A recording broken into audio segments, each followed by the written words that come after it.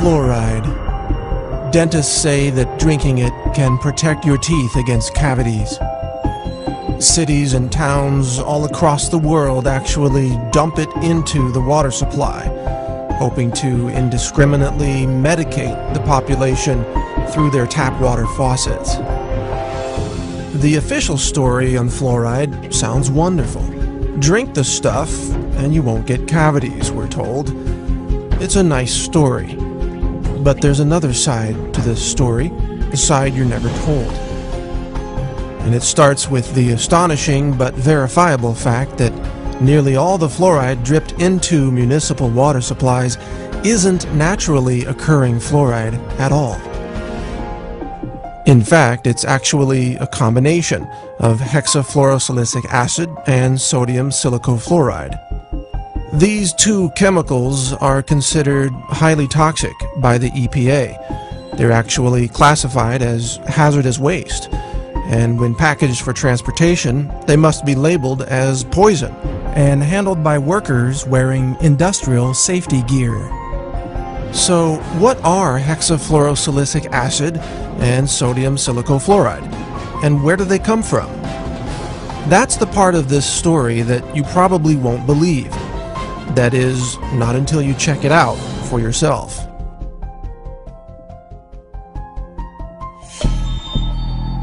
Because the more you look into the mythology of fluoride, the more bizarre this story becomes.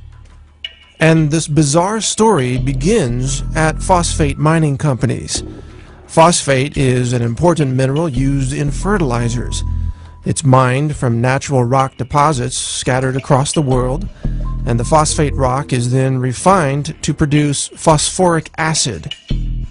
If that name sounds familiar, that's because it's one of the main ingredients in carbonated sodas, such as Coke and Pepsi. Phosphoric acid is often compared to battery acid. It's a highly acidic liquid that is believed to be the primary reason why drinking sodas can result in kidney stones and a loss of bone mineral density. Phosphate rock is also used to create fertilizers. The problem is phosphate is often contaminated with high levels of fluoride, as much as 40,000 parts per million, or up to 4% of the raw ore.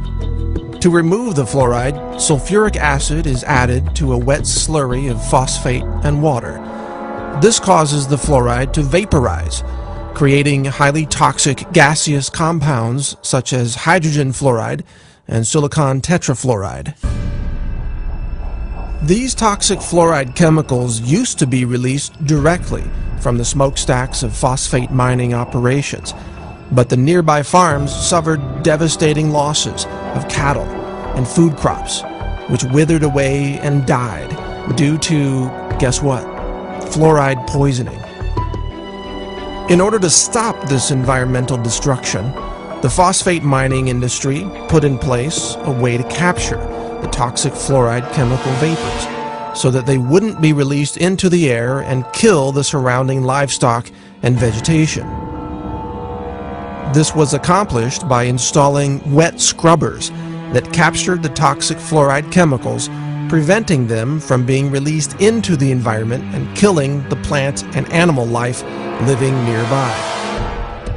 It is from these wet scrubbers that toxic fluoride chemicals are now harvested. They're collected, repackaged, shipped to your local city, and then dumped into the municipal water supply.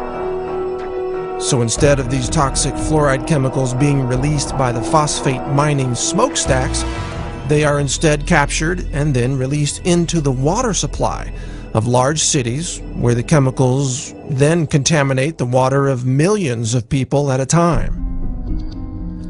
This is called water fluoridation. When dentists and doctors say they support fluoride in the water supply, what they're really saying is that they support the mass poisoning of the population with a highly toxic hazardous waste product that, if it weren't dripped into the water supply, it would have to be disposed of as a highly toxic hazardous waste under strict EPA regulations. Curiously, it is a violation of federal law to dump hexafluorosilicic acid or sodium silicofluoride into the water. Such an act, in fact, is considered an act of terrorism. Yet it is mysteriously allowed today as long as it is accompanied by a loosely justified claim that we're doing this to stop cavities. But setting aside for the moment the inconvenient truth that water fluoridation involves the illegal act of dumping hazardous waste into the water supply, there's another important question in all this. Do these toxic fluoride chemicals actually prevent cavities? Roughly 99% of the municipal water pumped through any given city never ends up in the mouths of the people. Most water is used for showering, washing dishes, washing clothes, watering yards, and filling pools. Almost none of the fluoride dripped into the water supply comes into contact with human teeth. It does, however, end up downstream, where it contaminates rivers, streams, and ultimately the oceans of our world. In this way, water fluoridation policies have become a convenient loophole through which the phosphate mining industry can dump its toxic waste byproducts into the environment without adhering to any EPA regulations whatsoever. Phosphate mining companies even turn a profit by selling their hazardous waste to cities and labeling it fluoride, even though this name is scientifically inaccurate. All this raises an obvious question.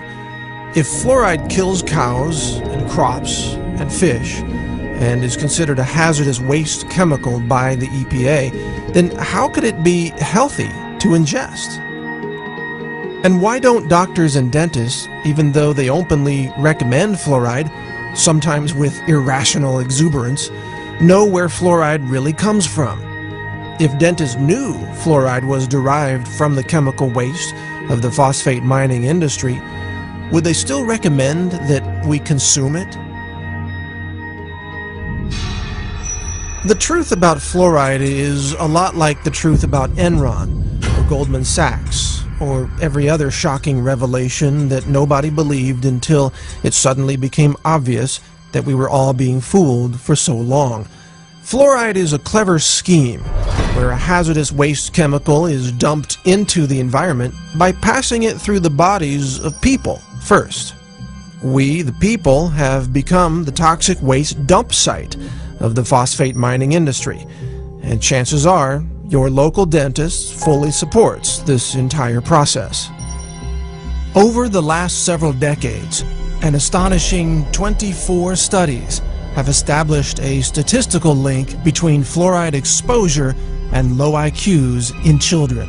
One study conducted by the Center for Endemic Disease Control in China found that each additional milligram of fluoride detected in every liter of a child's urine was associated with a 0.59 point decrease in their IQ score. Another study found that fluoride exposure slashed the number of children achieving high IQs by more than 70%. It shouldn't be surprising, of course, to learn that consuming a hazardous chemical might impair brain function. Water fluoridation, it turns out, may be the root cause of the alarming drop in academic aptitude among children in first world nations. Historically speaking, the mathematics that were taught to 8th graders in the 1950s are now college-level courses in 2011. Maybe the reason why Johnny can't read or spell is because Johnny's been drinking too much fluoride. So I have 3 bits of advice for you. First, for your dental needs, always seek out a holistic dentist who understands the toxicity of fluoride and mercury. They will advise you not to drink toxic fluoride chemicals from your tap water. Secondly, don't drink unfiltered tap water. In addition to the toxic fluoride chemicals, tap water is also usually contaminated with chlorine and even dangerous elements from old water pipes. Buy a good countertop water filter from a company like Aquasana, or get a whole house filter to remove chlorine and fluoride from the water entering your home. Thirdly, help fight water fluoridation in your local city or town. If your city is like most cities, water fluoridation policies have been pushed by dentists and doctors who are technically ignorant of the origins and composition of fluoride, and yet they seek to assert power over the composition of your local water supply. They essentially attempt to mass medicate the entire population with what can only be called a drug, a biologically active chemical that they claim can prevent a health condition. And yet, has this drug called fluoride ever received FDA approval as a drug? Have the individual members of the population been individually assessed for their need for such a drug? Have medication doses and drug interactions been considered? Has anyone even been written a prescription for this drug? The answer is no. Fluoride is an unapproved drug being used in a highly illegal mass medication scheme that provides an excuse for the real agenda of disposing of a highly toxic, hazardous waste chemical. It's time to stop fluoride. Demand an end to fluoridation in your local cities and towns. Call for those who purchase and handle fluoride to stop what they're doing. Question the safety of these toxic chemicals being dripped into the water supply. These are actions that endanger the public. They could be called acts of terrorism. And publicly shame the doctors and dentists who have taken part in this mass chemical poisoning, causing untold harm to populations all over the world. Help us stop the fluoride poisoning of our world. Learn more at naturalnews.com. Join the Facebook group No Fluoride. See more videos about fluoride at naturalnews.tv. Visit fluoridealert.org and other anti-fluoride websites that are working to end the fluoride poisoning. Together, with your help, we can end the era of fluoride in our world and protect our children from this industrial poison. Thank you for listening. This is Mike Adams, the Health Ranger, reporting for naturalnews.com and the nonprofit Consumer Wellness Center.